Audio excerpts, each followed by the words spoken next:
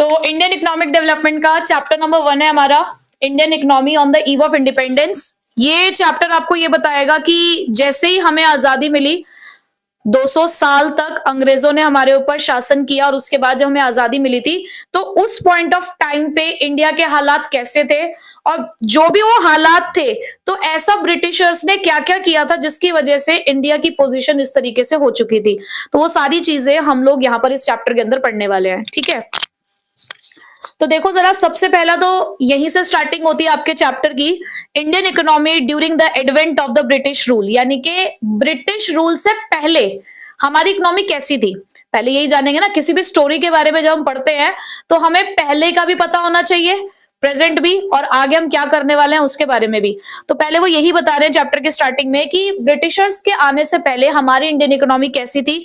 Prosperous economy थी, agrarian economy थी, और so well known handicraft industries थी हमारे यहाँ पर। तो अगर मैं बात कर रही हूँ प्रॉस्परस इकोनॉमी की, तो प्रॉस्परस कैसे थी, हमारी इकोनॉमी इंडिपेंडेंट थी, मतलब ऊपर किसी का भी इस तरीके से ऐसा कोई शासन नहीं चल रहा था जिस तरीके से ब्रिटिशर्स ने किया। सेल्फ रियलाइंड थे, सेल्फ रियलाइंड मतलब आत्मनिर्भर थे, और प्रॉस्परस मतलब हमारी जो इकोनॉमी थी एक फलती फूलती इकोनॉमी थी, मतलब पैसे वैसों की कोई कमी नहीं थी हमारे पास उस टाइम पे। एग्रेरियन इकोनॉमी, अब एग्रेरियन इकोनॉमी का मतलब क्या है कि मेजॉरिटी ऑफ पॉपुलेशन जो थी वो एग्रीकल्चर में लगी हुई थी, जो मेन सोर्स ऑफ लाइवलीहुड था वो उस टाइम पे एग्रीकल्चर था। 2/3 हमारी पॉपुलेशन जो थी वो एग्रीकल्चर में ही लगी हुई थी। ठीक है, वेल नोन हैंडीक्राफ्ट इंडस्ट्रीज, यानी कि हमारे यहाँ पर जो कारीगर थे ना, हमारे यहाँ के जो हैंडीक्राफ्ट जो था वो वर्ल्ड में फेमस था, और जो हमारे यहाँ के राजा महाराजा थे उन्हें बहुत पसंद आता था इंडियन आर्टिसंस का काम। तो पूरे वर्ल्ड में जो इंडिया था वो जाना जाता था अपने हैंडीक्राफ्ट इंडस्ट्रीज के लिए। ठीक है, तो देखो जैसे यहाँ पे लिखा भी है, well known handicrafts of cotton, silk, metal, precious stone works etcetera. और इसी वजह से, इसी फाइन क्वालिटी की वजह से इंडिया की रेपुटेशन वर्ल्ड में बहुत अच्छी बनी हुई थी और बहुत ही हाई स्टैंडर्ड ऑफ क्राफ्टमैनशिप यहाँ पर देखने को मिलती थी। ठीक है, लेकिन अब ब्रिटिश रूल के टाइम पे क्या हुआ, ब्रिटिश रूल के टाइम पे जो पॉलिसीज आई, बेसिकली आपको पूरे चैप्टर के का जो एक क्रक्स होता है ना वो यही पॉइंट पे आपको मिल जाएगा कि बेसिकली ब्रिटिशर्स ने क्या किया, वो किस मकसद से हमारे इंडिया के अंदर एंटर हुए थे, वो आपको यहाँ पर पता चल जाएगा अभी आगे आने वाली 2 लाइनों में।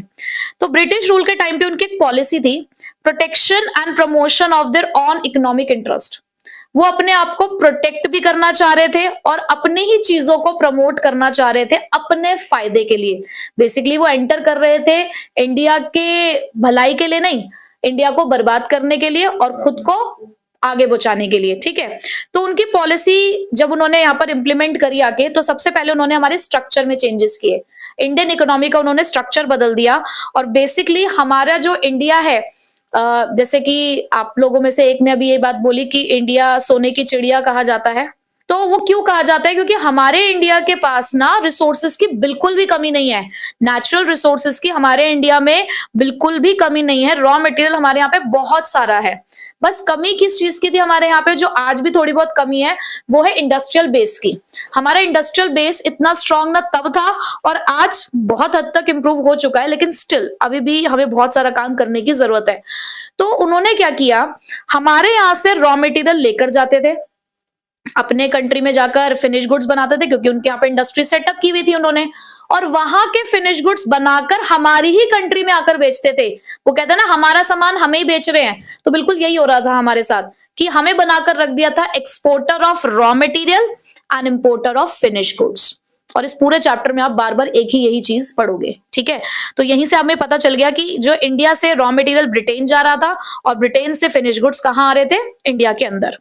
Next, how the economic condition of a nation can be judged. अगर आप किसी भी कंट्री के बारे में जानना चाहते हो, उसकी इकोनॉमिक कंडीशन के बारे में, तो हमें क्या स्टडी करना चाहिए, तो हमें स्टडी करनी चाहिए उस कंट्री की नेशनल इनकम और per capita income. National income तो हो गई पूरी कंट्री की, और पर कैपिटा इनकम का मतलब होता है इंडिविजुअल इनकम। तो वो कौन से इकोनॉमिस्ट थे जिन्होंने इंडिया की पर कैपिटा इनकम को कैलकुलेट किया, तो ये कुछ नाम आपको दिख रहे हैं, Dada Bhai Naoroji, William Digby, Findlay Shirras, VK RV Rao and RC Desai, जिसमें सबसे इंपॉर्टेंट रोल प्ले किया है वीके आरवी राव ने। ठीक है, कंट्री की जो ग्रोथ थी, मतलब अब ये जो मेन कुछ डेटाज है आपके, ये थोड़े से शॉर्ट नोट्स है आपके जिसको आप पढ़ के एमसीक्यूज वगैरह के आंसर भी दे सकते हो। तो यहाँ पर बात हुई कि जो first half of 20th century था हमारा, उस टाइम पे कंट्री की जो ग्रोथ थी in terms of real output वो कितनी थी, वो 2% से भी कम थी। ठीक है, और अगर मैं per capita output per year की बात करूं तो वो जस्ट 0.5% ग्रोथ वहां पर हमें दिख रही थी। तो बहुत ही कम हमें ग्रोथ दिख रही थी अपनी कंट्री की। उसके बाद एग्रीकल्चर सेक्टर की मैं बात करूं प्री ब्रिटिश पीरियड, तो 85% पॉपुलेशन एग्रीकल्चर में लगी हुई थी। स्टिल हम लोग सेल्फ सफिशिएंट नहीं थे फूड के टर्म्स में, क्योंकि हमारे पास ना रॉ मटेरियल तो इतना था, बट वो इतना भी नहीं था कि हम इंडस्ट्रीज की नीड को पूरा कर सके। ठीक है, अच्छा नेक्स्ट, हमें अब तक जो भी हमने पढ़ा तो उससे हमें एक चीज तो पता चली कि एग्रीकल्चर में बहुत सारे लोग लगे हुए थे। ठीक है, लेकिन स्टिल ग्रोथ उस हिसाब से नहीं थी। तो इसका मतलब हमारी इकोनॉमी ना स्टेगनेंट इकोनॉमी कहला रही थी। स्टेगनेंट मतलब रुकी हुई, थमी हुई, कि ग्रोथ हो रही है लेकिन रुक रुक के, थम थम के हो रही है। तो वहां पर आपसे पूछा गया है कि what are the main reasons for the stagnation in agriculture sector, कि वो कौन से कारण हैं जो ये बताते हैं कि एग्रीकल्चर सेक्टर में स्टेग्नेशन हमें देखने को मिला, यानी कि रुकावट, ये थमी हुई सी इकोनॉमी हमें क्यों देखने को मिली। तो उसके लिए आपको याद रखना है पिक्स, जहां पर पी से मतलब है हमारा प्रोडक्टिविटी जो कि लो थी, आई है हमारे पास इन्वेस्टमेंट जिसकी कमी थी, स्केर्सिटी थी, सी से है हमारे पास कमर्शलाइजेशन ऑफ एग्रीकल्चर, और एस से है हमारे पास सेटलमेंट, लैंड सेटलमेंट सिस्टम।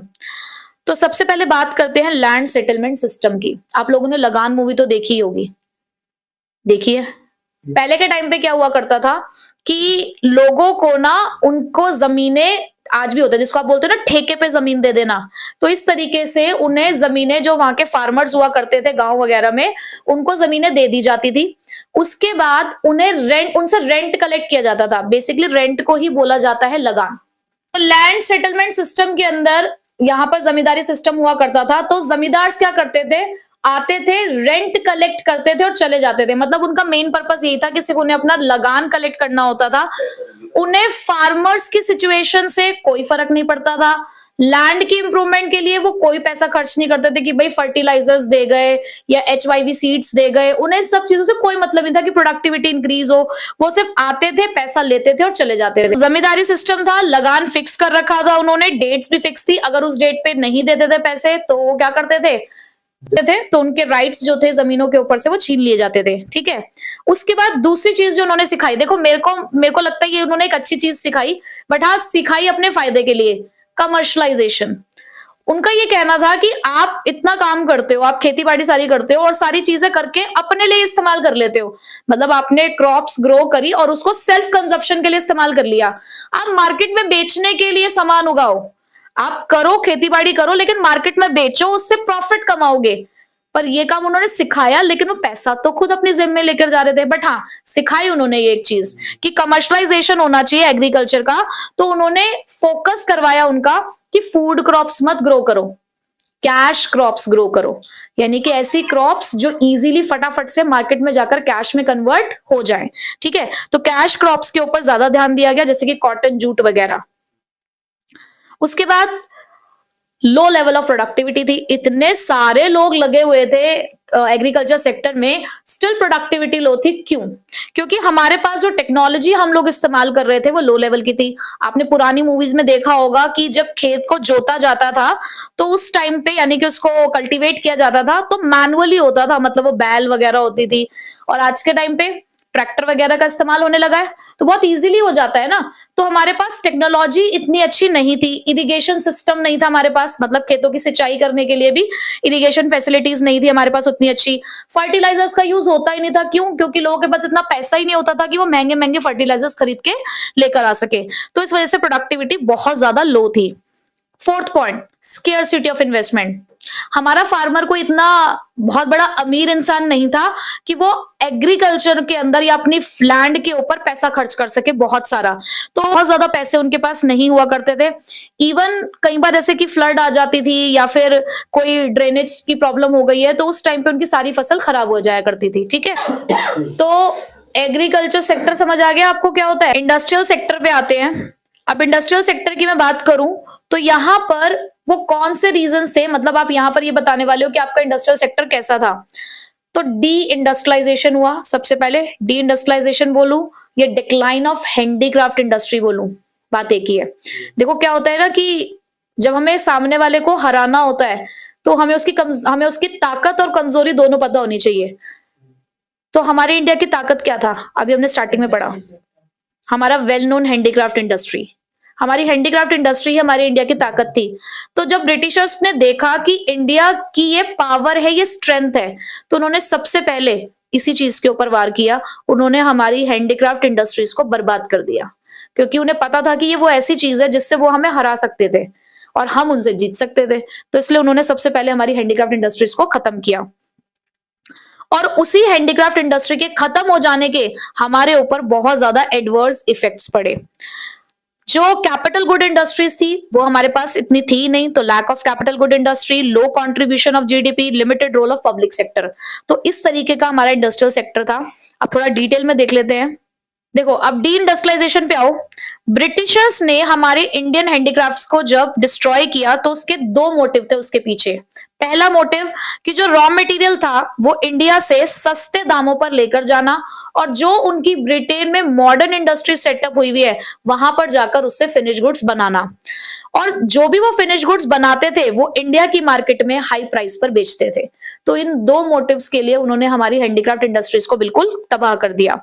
अब इससे क्या एडवर्स इफेक्ट निकल कर आए, जो हाई लेवल ऑफ अनएम्प्लॉयमेंट था, भाई इंडस्ट्री खत्म हो गई, लोगों से उनका रोजगार छिन गया, इंडस्ट्री बंद हुई, जो लोग वहां काम करते थे उनसे उनका रोजगार छिन गया, हाई लेवल ऑफ अनएम्प्लॉयमेंट आया। आर्टिसंस, जो कारीगर थे जो पहले इंडस्ट्रीज में ये काम कर रहे थे, अब उनके पास जीने का सहारा छिन गया, क्या करें वो भी घुस गए एग्रीकल्चर सेक्टर के अंदर, जिसकी वजह से गांव में पॉपुलेशन का बर्डन बढ़ने लगा, और इससे हम ये कह सकते हैं कि ओवर क्राउडिंग हो गई एग्रीकल्चर के अंदर। और पता है यही से निकल कर आती है डिस्गाइज्ड अनएम्प्लॉयमेंट, छुपी हुई बेरोजगारी, जितने लोग नहीं भी चाहिए उससे ज्यादा लोग काम कर रहे थे, ठीक है। उसके बाद फिनिश गुड्स हमें इंपोर्ट करने पड़ रहे थे, जो चीज की हमें जरूरत भी नहीं थी वो सामान भी हमें वहां से खरीदना पड़ रहा था। Foreign machines made good beat the Indian goods. अब देखो हमारे पास टेक्नोलॉजी नहीं थी ना, उनके पास अच्छी टेक्नोलॉजी थी, वो क्या करते थे हमारे यहाँ के रॉ मटेरियल से अच्छे गुड्स बनाकर यहाँ पर ले आते थे और सस्ते में बेच देते थे, मतलब इंडियन प्रोडक्ट से कम रेट पे अच्छे फीचर्स के साथ अच्छी टेक्नोलॉजी के साथ वो गुड्स हमारे यहाँ पर बेच रहे थे। उसके अलावा इसने ब्रिटेन से इंपोर्ट को प्रमोट किया। Lack of capital good industries, अब ब्रिटिश रूल के टाइम पर कैपिटल गुड इंडस्ट्रीज इतनी ज्यादा नहीं हुआ करती थी, तो हमें इंडस्ट्रियलाइजेशन को प्रमोट करने की जरूरत थी। तो ब्रिटिशर्स ने इंडिया को कहा कि आप एक काम करो, आप सिर्फ रॉ मटेरियल ग्रो करो, हैवी इंडस्ट्रीज हैवी इक्विपमेंट्स हमारे यहाँ पर है, हम वहां से आपको मदद दे देंगे। वो मदद क्यों दे रहे थे हमें, अपने लिए ही, ठीक है, क्योंकि उन्हें फिनिश गुड्स बना के हमारे यहाँ पर बेचने थे। Low contribution to GDP, growth rate जो था हमारे नए इंडस्ट्रियल सेक्टर का वो लो था, क्योंकि कोई भी खास इंप्रूवमेंट हो नहीं रही थी उसके अंदर, टेक्नोलॉजी हमारी आउटडेटेड ही थी। लिमिटेड रोल था पब्लिक सेक्टर का, यानी कि जो एरिया ऑफ ऑपरेशन था वो सिर्फ railways, power generation, communication, port या अदर डिपार्टमेंटल अंडरटेकिंग, यानी कि पब्लिक सेक्टर सिर्फ इन्हीं जगह पर ध्यान दे रहा था, बाकी जगहों पर पब्लिक सेक्टर का कोई भी ध्यान नहीं था। तो इस वजह से भी इंडस्ट्रियल सेक्टर इतना ज्यादा नहीं ग्रो कर पाया। उसके अलावा एक पॉइंट और आपको यहाँ पे देखने को मिलेगा जिसे बोलते हैं bleak growth of modern industry. अब इसका मतलब क्या था कि सिर्फ कुछ ही इंडस्ट्री जैसे कि टाटा आयरन और स्टील, शुगर, इसी तरीके की सिर्फ इंडस्ट्री एस्टैब्लिश की गई थी, और उसमें भी स्टेट का पार्टिसिपेशन बहुत कम था, मतलब बहुत ज्यादा यहाँ पर हमें इंप्रूवमेंट देखने को नहीं मिल रही थी, ठीक है। तो कुछ इस तरीके का था इंडस्ट्रियल सेक्टर। दो चीजें पढ़ ली आपने, एग्रीकल्चर सेक्टर और इंडस्ट्रियल सेक्टर। नेक्स्ट हमारे पास टॉपिक है the state of India's foreign trade during the British rule, यानी कि हमारा जो इंडिया का जो फॉरेन ट्रेड था वो ब्रिटिशर्स के टाइम पे कैसा था। तो उसके लिए यहाँ पर आपको एमसीडी ध्यान रखना है। अब यहाँ पर एमसीडी से क्या मतलब है, मोनोपोली ऑफ ब्रिटिशर्स, उसके अलावा composition of India's foreign trade, drain of Indian wealth, ठीक है। तो यहीं से निकल कर आया है आपका स्टेट ऑफ फॉरेन ट्रेड। तो सबसे पहले अगर मैं बात करूं composition of India's foreign trade, तो वो ये बताता है कि जब आप ट्रेड करते हो तो कुछ इंपोर्ट करते हो कुछ एक्सपोर्ट करते हो। तो बेसिकली हम क्या इंपोर्ट कर रहे थे, फिनिश गुड्स, हम लोग फिनिश गुड्स इंपोर्ट कर रहे थे जिसके अंदर ज्यादा से ज्यादा चीजें क्या थी, कॉटन, सिल्क, वुलन क्लोथ्स और मशीनरी, मतलब कॉटन, सिल्क, वुलन क्लोथ्स और मशीनरी वगैरह। बट हम एक्सपोर्ट क्या कर रहे थे, रॉ मटेरियल। हमारे यहाँ से कॉटन जाती थी, वहां से कॉटन क्लोथ्स बन के आते थे, हमारे यहाँ से सिल्क जाती थी, सिल्क क्लोथ्स बनकर यहाँ वहां पर आते थे, वूल जाती थी, वुलन क्लोथ्स बनकर आते थे। तो बेसिकली सारा रॉ मटेरियल हमारे यहाँ से ही जा रहा था और वहां से फिनिश गुड आ रहा था, ठीक है। दूसरा, direction of India's foreign trade, कहां कहां जा रहा था सामान। तो हम जितना भी फॉरेन ट्रेड करते थे उसका 50% तो हम ब्रिटेन के साथ ही करते थे, 1.5 हमारा ब्रिटेन के साथ ही हो रहा था, remaining half China, Sri Lanka, Iran, इनके साथ होता था। और इसके लिए ब्रिटेन ने अपने फायदे के लिए एक और काम किया कि ज्यादा से ज्यादा सामान फटाफट उनके कंट्री में ले जाया जा सके, क्योंकि पहले क्या था, बहुत लंबा रूट तय करना पड़ता था ब्रिटेन जाने के लिए। तो उन्होंने एक शॉर्टेस्ट रूट, एक डायरेक्ट रूट उन्होंने निकाला जिसने हमारे इंडिया से लेकर ब्रिटेन तक की दूरी को कम कर दिया था, और ये हुआ था 1869 में। हाँ, स्विस कैनाल, ठीक है, उसके नाम से उन्होंने एक शॉर्टेस्ट रूट निकाला जो कि एक डायरेक्ट रूट था। उसके बाद अच्छा, अब आपको ये देखने को मिल गया होगा कि जो इंडिया का फॉरेन ट्रेड था वहां पर आपको किसका बोलबाला ज्यादा दिखा, ब्रिटेन का ना, क्योंकि 50% आप ट्रेड कहां कर रहे थे, ब्रिटेन में कर रहे थे। तो इससे क्या बात निकल कर आ रही है कि ब्रिटिशर्स की मोनोपोली थी, ठीक है। तीसरा पॉइंट हमारा आता है यहां पर, drain of Indian wealth. Drain का मतलब क्या होता है, इंडिया के पास वेल्थ की कमी तो थी ही नहीं, तो हमारी इंडियन वेल्थ को किस तरीके से उन्होंने बहाया, कहते हैं ना पैसों का बहाना, तो किस तरीके से ब्रिटिशर्स ने इंडिया के पैसों को बहाया वो यहाँ पर लिखा हुआ, और ये आपका one of the important question भी है, ठीक है। तो किस तरीके से बहाया, 3 तरीके से। सबसे पहले वो हमारे पैसे का इस्तेमाल किस लिए कर रहे थे, अपने ऑफिस बना रहे थे, और अपने ऑफिस के जो भी खर्चे होते थे, ऑफिस एक्सपेंसेस होते थे, उसके लिए हमारे पैसे का इस्तेमाल कर रहे थे। दूसरा, लड़ाई झगड़े कर रहे थे लोग, वॉर चल रही थी कंट्रीज के बीच में, तो वॉर एक्सपेंसेस के लिए हमारे पैसों का इस्तेमाल हो रहा था। तीसरा इस्तेमाल कर रहे थे to import the invisible items, यानी कि सर्विसेज लेने के लिए भी हमारे ही पैसे का इस्तेमाल हो रहा था। तो कैसे हुआ ड्रेन ऑफ इंडियन वेल्थ, 3 तरीके से। सबसे पहला, अपने खुद के ऑफिस एक्सपेंसेस को पे करने के लिए, दूसरा वॉर एक्सपेंसेस के लिए, और तीसरा इनविजिबल आइटम्स को इंपोर्ट करने के लिए, ठीक है। डेमोग्राफिक कंडीशन, इसमें से कुछ ईयर होंगे, वो ईयर आपको याद रखने हैं, ठीक है। डेमोग्राफिक कंडीशन क्या होती है, मतलब उसमें आप क्या स्टडी करते हो। बेसिकली डेमोग्राफिक कंडीशन में हम लोग स्टडी करते हैं पॉपुलेशन के बारे में। पॉपुलेशन के अंदर किस चीज के बारे में, like age, race, gender, literacy, इन सब चीजों को हम यहाँ पर स्टडी करते हैं। इंडिया की बात करूं मैं अगर इंडियन इकोनॉमी की, तो भाई डेमोग्राफिक कंडीशन ये कहती थी कि हमारे इंडियन इकोनॉमिक स्टेगनेंट और बैकवर्ड इकोनॉमी है, मतलब यहाँ की जो ग्रोथ है वो रुकी हुई है और कहीं ना कहीं पिछड़ी गई हुई ग्रोथ है यहाँ पर। बट ऐसा हमें कब पता चला, आपको पता है हर कंट्री का एक सेंसस कैलकुलेट होता है, हमारी कंट्री में सेंसस कैलकुलेट होता है। फर्स्ट सेंसस की आपको डेट याद रखने की, कब हुआ था, 1881 में। 1881 में जब सेंसस की कैलकुलेशन हुई, और उसके बाद भी तो इंडिया के बारे में यही बार बार बोला जा रहा था कि थोड़ी सी रुकी हुई है, थमी हुई है, प्रोडक्टिविटी कम है। बट एक बहुत ही मेजर चेंज आया 1921 में। 1921 से पहले इंडिया की कंडीशन ना ऑलमोस्ट सिमिलर सी थी, बट 1921 के बाद एक ट्रांसफॉर्मेशन देखने को मिला इंडियन इकोनॉमी में, इसलिए इसका नाम भी रखा गया ईयर ऑफ ग्रेट डिवाइड। 1921 को क्या बोला जाता है, ईयर ऑफ ग्रेट डिवाइड। अब हुआ क्या, 1921 से पहले के टाइम पीरियड को बोला गया first stage of transition. Transition का मतलब क्या होता है, चेंज। ट्रांजिशन का मतलब क्या होता है, बेसिकली चेंज। तो पहला जो हमें चेंज दिख रहा था वो 1921 से पहले की पिक्चर एक अलग थी। सेकेंड स्टेज ऑफ ट्रांसफॉर्मेशन यानी कि सेकेंड स्टेज ऑफ ट्रांजिशन हमें 1920 के बाद देखने को मिला, ठीक है।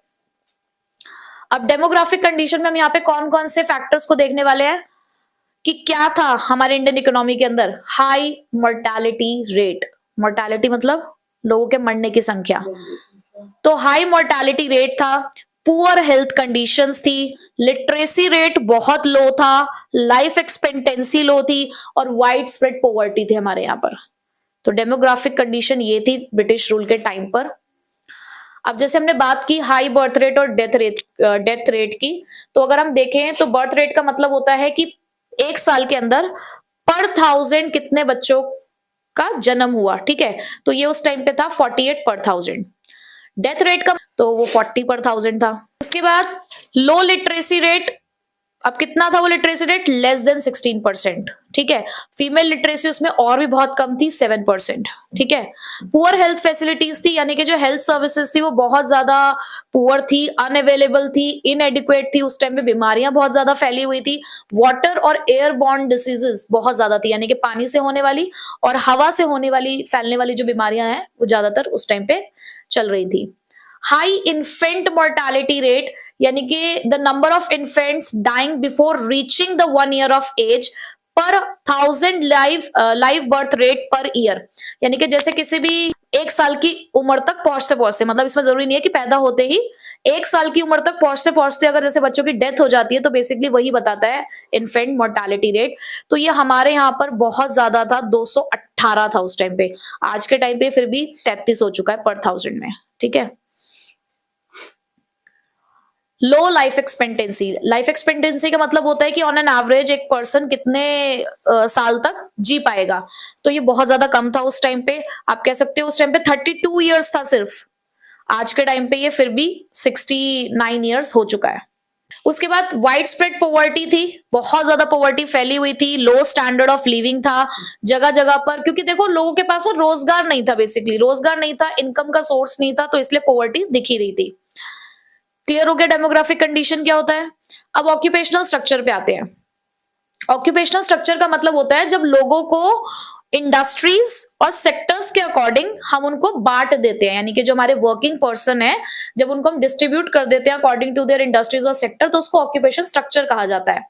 तो हमारे ब्रिटिश रूल के टाइम पे ऑक्यूपेशनल स्ट्रक्चर कैसा था अगर हम देखें, एग्रीकल्चर सेक्टर में 70 से 75% लोग काम कर रहे थे, मैन्युफैक्चरिंग में 10% लोग काम कर रहे थे, और सर्विस सेक्टर में 15 से 20% लोग काम कर रहे थे।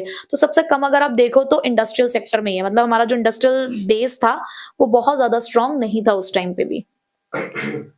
दूसरा, रीजनल डिस्ट्रीब्यूशन की अगर मैं बात करूं तो तमिलनाडु, आंध्र प्रदेश, केरला, कर्नाटक, महाराष्ट्र और वेस्ट बंगाल में हमें डिक्लाइन देखने को मिला एग्रीकल्चर सेक्टर में, बट वहीं पे लोग यहाँ पर शिफ्ट होने लगे थे किसकी तरफ, मैन्युफैक्चरिंग और सर्विस सेक्टर की तरफ।